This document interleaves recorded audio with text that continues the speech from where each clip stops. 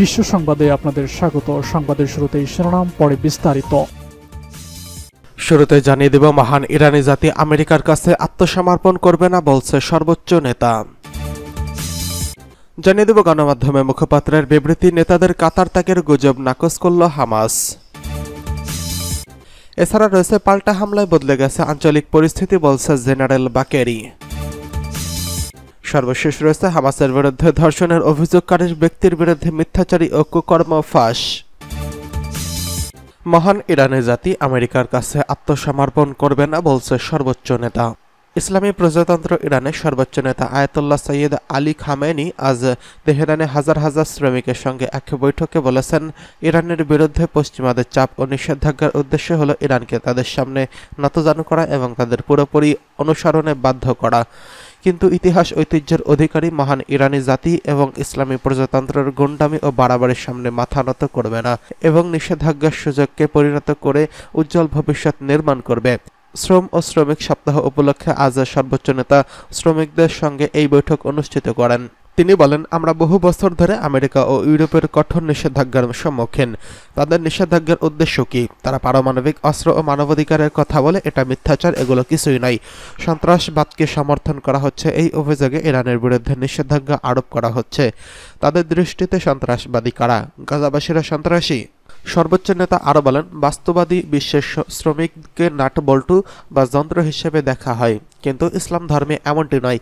ইসলাম ধর্ম একজন শ্রমিককে যেভাবে দেখে, একজন শ্রমিককে যেভাবে মূল্যায়ন করে, তার মূল্যে রয়েছে তার কাজকে গুরুত্বপূর্ণ মনে করা। তিনি আরও বলেন, আমেরিকা ও ইউরোপের মতো গাজার জনগণ সন্ত্রাসী, একটি বদমাইশ ও দখলদার অবৈধ সরকার মাত্র 6 মাসে 40,000 মানুষকে হত্যা করেছে, এর মধ্যে শিশু রয়েছে কয়েক হাজার। এরপরও তারা সন্ত্রাসী নয়, কিন্তু যারা প্রতিনিয়ত বোমা হামলার মধ্যে রয়েছে তারা সন্ত্রাসী। ইহুদিবাদী ইসরায়েল ফিলিস্তিনিদের ক্ষেত খামার ও ঘরবাড়ি বুলডোজার দিয়ে মাটির সঙ্গে মিশিয়ে দিচ্ছে, তাতে উপশহর নির্মাণ করতে পারে। ফিলিস্তিনিরা তাদের কাছে জোর করে কেড়ে নেওয়া বাড়িটি রক্ষার চেষ্টা করছে, সে কিভাবে সন্ত্রাসী হতে পারে? তারাই সন্ত্রাসী যারা তাদের উপর বোমা বর্ষণ করছে। গাজার জনগণের উপর ইসরায়েলি নৃশংসতার প্রতি ইঙ্গিত করে তিনি বলেন, গাজার জনগণের উপর বোমা বর্ষণ করে ইহুদিবাদী ইসরায়েল যে বিপর্যয় সৃষ্টি করেছে তাতে কোনো লাভ হবে না তাদের। ফিলিস্তিনের প্রতি ইরানের সমর্থন অব্যাহত থাকবে বলে জানিয়েছেন। পশ্চিমাদের প্রশ্ন, আমরা ইরানরা কেন ফিলিস্তিনকে সমর্থন করি? আজ সারা বিশ্বে ফিলিস্তিনকে সমর্থন করছে। ইউরোপের রাস্তায়, ওয়াশিংটনে, নিউ ইয়র্কের মানুষ ফিলিস্তিনের সমর্থনে মিছিল করে।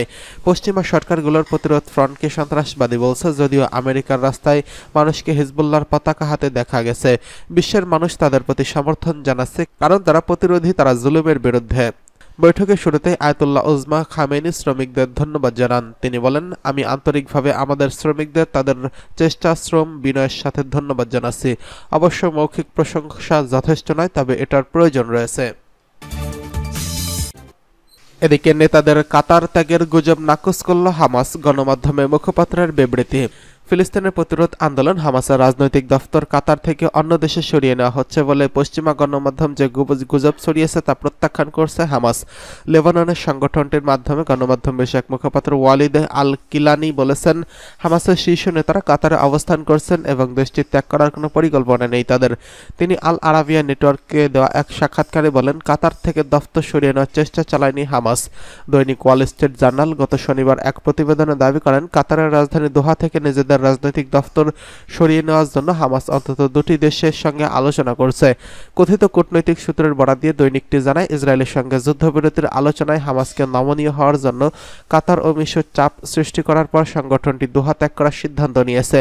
ওয়াল স্ট্রিট জার্নাল দাবি করেছে, হামাস যদি কাতার ত্যাগ করে তাহলে গাজায় যুদ্ধবিরতি প্রতিষ্ঠা কিংবা হামাসের হাতে আটক ইসরায়েলি পণবন্দীদের মুক্তির আলোচনা ভেঙে যেতে পারে। আল কিলানির বক্তব্যে মঙ্গলবার কাতারের পররাষ্ট্র মন্ত্রণালয়ের মুখপাত্র মাজিদ মাহমুদ আল আনসারি বলেছিলেন, কাতার যতদিন গাজা পরিস্থিতিতে মধ্যস্থতা করছে ততদিন হামাসের দোহা ত্যাগ করার প্রশ্নই উঠছে না।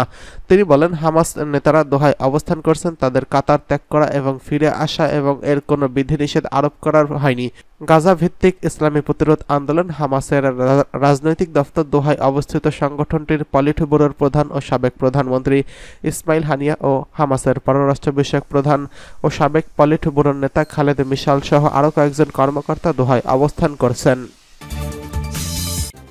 পাল্টা হামলায় বদলে গেছে আঞ্চলিক পরিস্থিতি বলছেন জেনারেল বাকেরি। ইরানের সশস্ত্র বাহিনীর chief of staff major general Mohammad Bagheri বলছেন, সম্প্রতি ইহুদিবাদী ইসরায়েলের বিরুদ্ধে তার দেশ যে প্রতিশোধমূলক হামলা চালিয়েছে তার প্রভাব মধ্যপ্রাচ্য সহ সারা বিশ্বে ছড়িয়ে পড়েছে। গতকাল রাজধানী তেহরানে এক অনুষ্ঠানে তিনি এসব কথা বলেন। অনুষ্ঠানে ইসলামী বিপ্লবী গার্ড বাহিনী বা আইআরজিসির প্রধান মেজর জেনারেল হোসেইন সালামি এবং সেনাবাহিনী প্রধান major general Abdur Rahim Musavi উপস্থিত ছিলেন। জেনারেল বাকেরি বলেন, ইসরায়েলের স্পর্শকাতর এলাকা ও সামরিক ঘাঁটিগুলোতে শাস্তিমূলক ব্যবস্থা নেওয়ার পর এই অঞ্চলের পরিস্থিতি বদলে গেছে। হামলার প্রশংসা করে তিনি একে বিজয়ী অভিযান বলে উল্লেখ করেন। জেনারেল বাকেরি বলেন, এই হামলায় ইহুদিবাদী ইসরায়েলের মধ্যে দেশের জনগণের ইচ্ছাশক্তিকে তুলে ধরেছেন। তিনি জোর দিয়ে বলেন, এই হামলার কৌশলগত প্রভাব মধ্যপ্রাচ্য ও বৈশ্বিক পর্যায়ে রয়েছে। এর আগে 21 এপ্রিল ইরানের সর্বোচ্চ নেতা আয়াতুল্লাহ উজমা খামেনি রাজধানী ইরানের শীর্ষ পর্যায়ের সামরিক কমান্ডারদের এক সমাবেশে বলেছেন, দেশের সামরিক বাহিনী এই হামলার মধ্য দিয়ে সামরিক শক্তির একটি প্রশংসনীয় চিত্র দেখিয়েছে। সামরিক বাহিনী বলছে, তারা ইসলামী বিপ্লবের পর এই জাতির সবচেয়ে গৌরবের অনুভূতি তৈরি করছে।